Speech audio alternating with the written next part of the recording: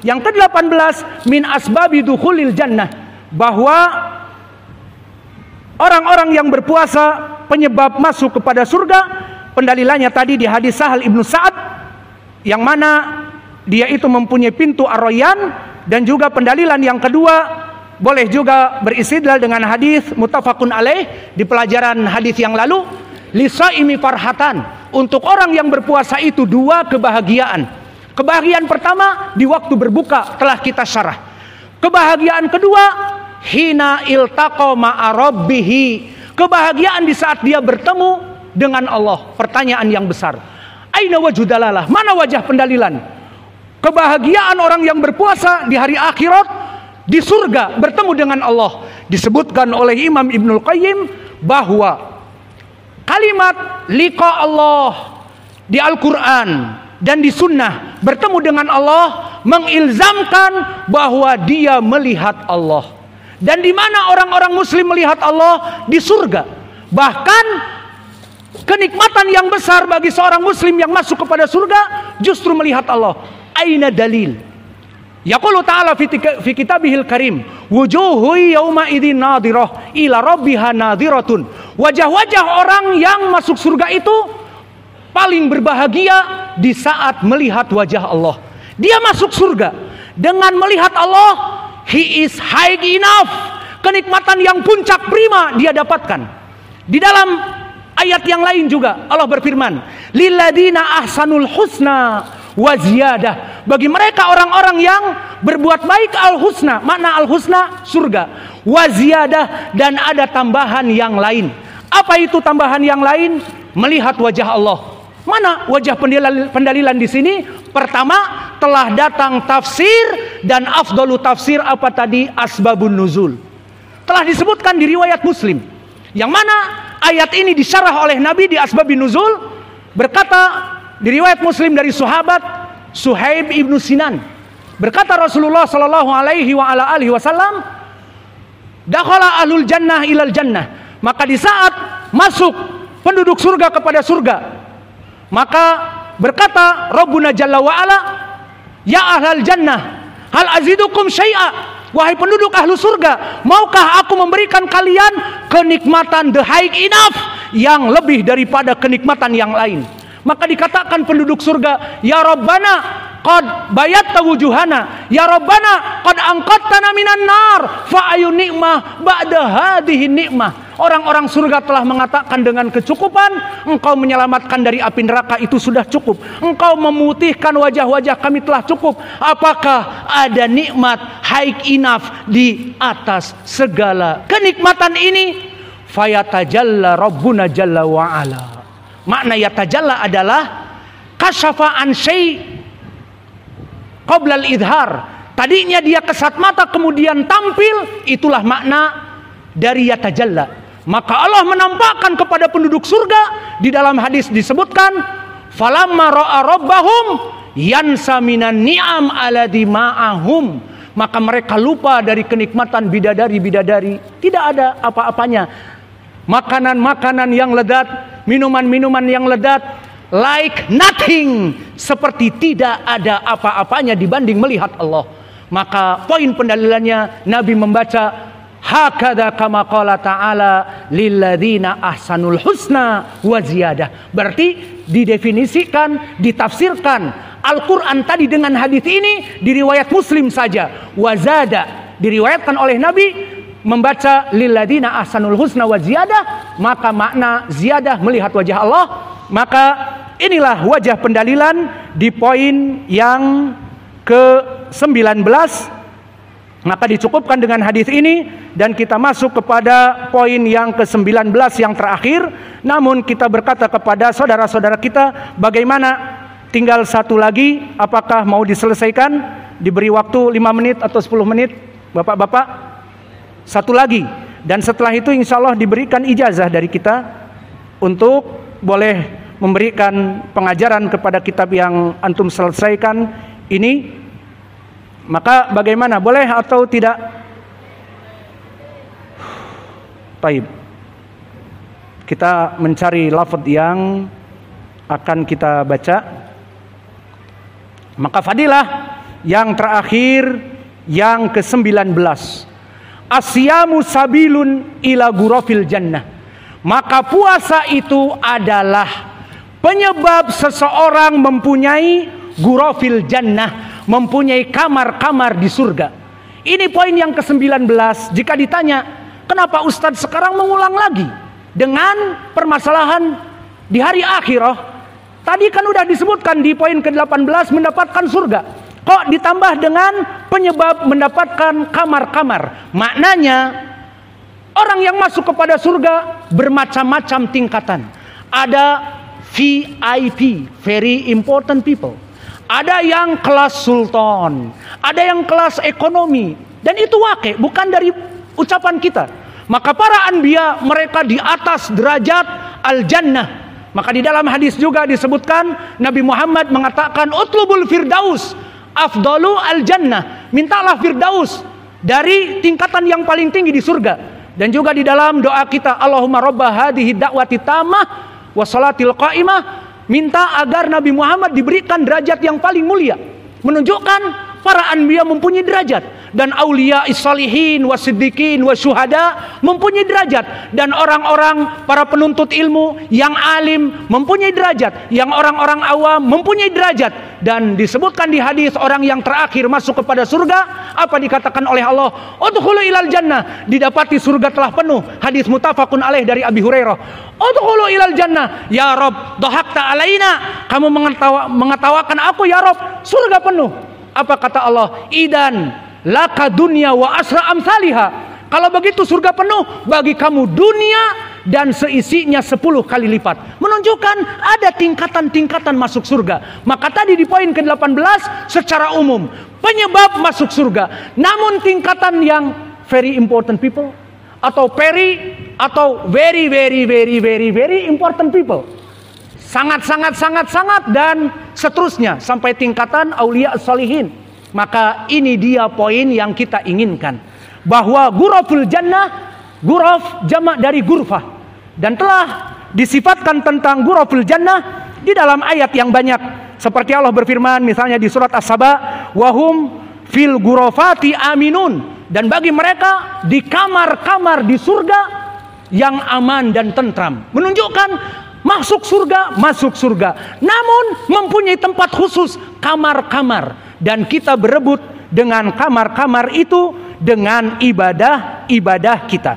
Maka ini judulnya yang terakhir disebutkan oleh penulis dari 3 hadis atau 4 hadis di dalam matan disebutkan, namun cukup dengan hadis dari Imam Tirmidzi, dan di sini hadis yang paling kuat, dan hadis ini hasan li ghairi. Maksudnya semua riwayatnya dhaif namun menjadi hasan, dan dihasankan oleh Syekh Al-Albani di kitabnya As-Sahihah. Berkata Rasulullah sallallahu alaihi wasallam di hadis Nu'man di hadis Ali radhiyallahu anhu, kita cukup satu hadis ini saja dan yang lainnya ada hadis-hadis yang lain. Inna fil jannati la ghurafan yura dhuhuruha min butunuha min dhuhuriha. Maknanya di surga-surga itu bagi mereka orang-orang yang high class, kelas sultan, kelas very important people, ada surga yang berbentuk kamar-kamar. Disifatkan yang mana kamar-kamarnya itu terlihat dalamnya dari luar di dalamnya. Al-muhim wallahu a'lam, jangan dikatakan oh seperti kaca-kaca kelihatan dari luar. Jawabnya kembali kepada hadis muttafaqun alaih dari Abi Hurairah, bahwa akan diberikan surga yang mala ainun ra'at wala udunun sami'at wala khatara ala qalbi basharin. Maka tidak boleh kita berimajinasi surga itu seperti itu. Ini hanya gambaran dan dari Nabi, bahwa dia itu mempunyai seperti ini, namun jangan diimajinasikan, karena disebutkan oleh Nabi tidak terimajinasi dengan pikiran kita. Tidak pernah surga itu kita melihatnya dan kita mendengarnya. Kemudian yang menjadi poin pendalilan di sini disebutkan dari kamar-kamar itu apa yang menjadi penyebab mendapatkannya. Di saat disebutkan mempunyai kamar-kamar, faqama ilaihil a'rabi. A'rabi orang Badu, dan jika menanyakan kebanyakan dengan terperinci. Maka disebutkan oleh Anas, nahnu nafrahu idza ja'al a'rabi ila nabi. Kami sangat senang jika datang orang Badu menanyakan permasalahan agama, karena to detail, sangat description.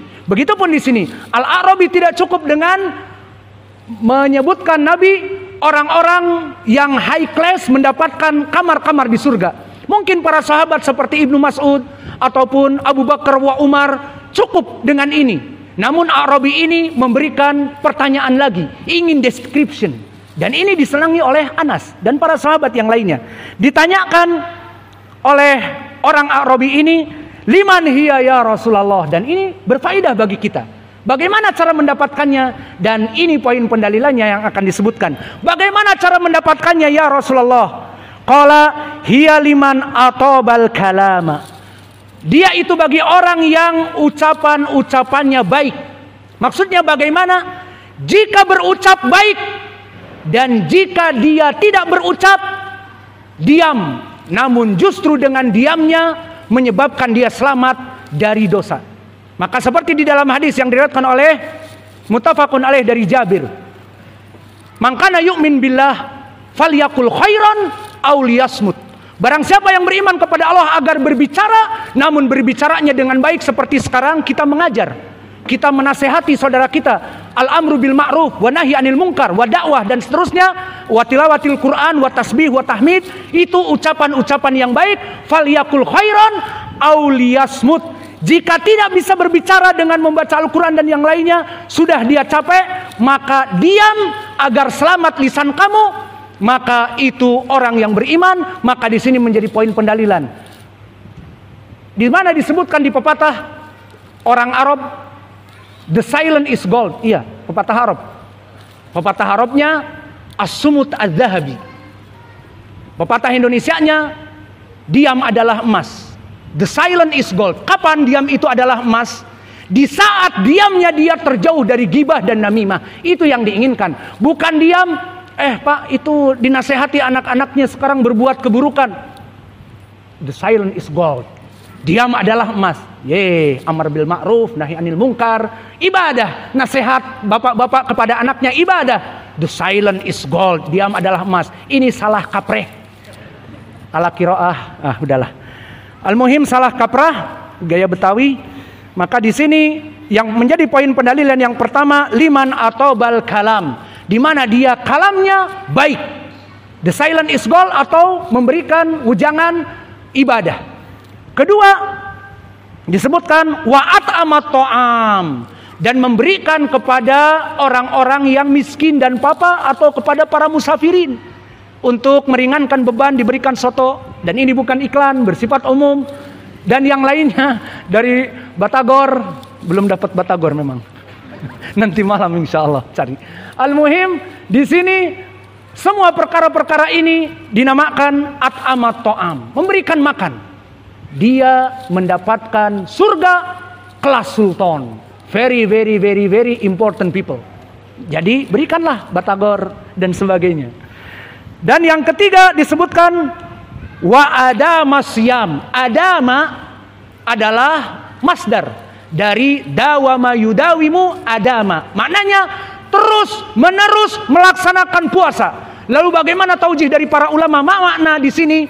Karena puasa itu kan ada puasa Ramadan, kemudian yang sunnah-sunnah. Para ulama mengatakan wa adama aidawam asyam, puasa Ramadan 29 hari atau 1 bulan, kemudian mampu untuk puasa Daud, maka laksanakan Daud. Jika tidak, puasa Senin dan Kamis. Jika tidak, 3 hari dalam 1 bulan, ayamil bid, maka itu yang dinamakan dengan adama siyam. Melaksanakan puasa terus menerus semampunya dalam 1 tahun penuh.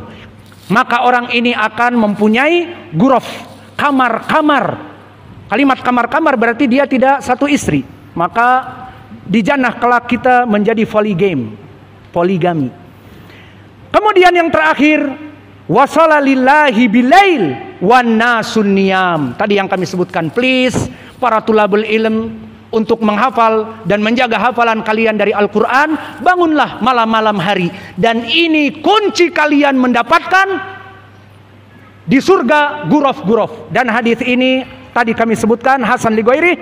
Maka alhamdulillah telah selesai kitab Al-Akhbar As-Sahihah fi Fadailis Siyam.